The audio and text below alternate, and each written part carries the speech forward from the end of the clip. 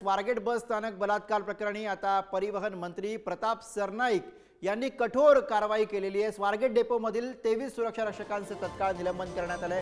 उद्यापासून नवीन सुरक्षा रक्षकांना कामावर रुजू करण्याचे आदेश देण्यात आलेले आहेत। डेपो मॅनेजर आणि वाहतूक नियंत्रकावर सुद्धा कारवाई होणार आहे। तर प्रवासी महिलांच्या सुरक्षेबाबत परिवहन मंत्र्यांनी बैठक बोलावलेली आहे। परिवहन मंत्री प्रताप सरनाईक यांनी उद्या दुपारी बैठक बोलावलेली आहे।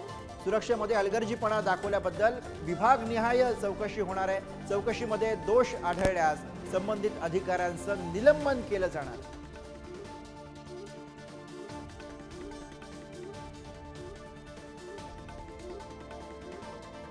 ही जी आजची दुर्घटना आहे स्वारगेट पुणे येथील याबाबत काय प्रतिक्रिया द्यायला? आताच माझ्या विभागाच्या माध्यमातून मी प्रेस नोट रिलीज केलेली आहे। त्या ठिकाणी 23 सुरक्षा रक्षक होते। त्या 23 सुरक्षा रक्षकांना तात्काळ कामावरून काढण्यात आलं आणि उद्यापासून नवीन सुरक्षा रक्षक नेमण्याचे आदेश मी परिवहनच्या व्यवस्थापकांना दिलेले आहेत। आणि त्याचबरोबर जे आमचे कंट्रोलर आहेत आणि डेपो मॅनेजर आहेत त्यांची सुद्धा चौकशी करण्याचे आदेश दिलेले आहेत। त्यांचे चौकशी करून 1 आठवड्याच्या अहवाल देण्यासाठी मी आमच्या संबंधित सर्व अधिकाऱ्यांना सांगितलेलं आहे। व्यवस्थापक श्री भीमनवार तसेच आमचे ACS संजय सेठी यांची चर्चा करून आम्ही योग्य तो निर्णय घेणार आहे। आणि उद्या मंत्रालयामध्ये 12 वाजता ACS सेक्रेटरी यांच्याकडे ACS परिवहन यांच्याकडे एक बैठकीचं आयोजन केलेलं आहे।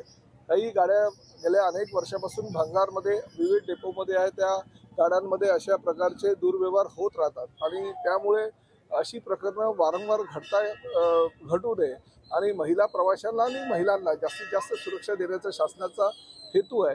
आणि त्यासाठी काहीतरी नियमावली अजून आम्हाला कठोर पावलं उचलावं लागतील यासाठी ही बैठक आयोजित केलेली आहे।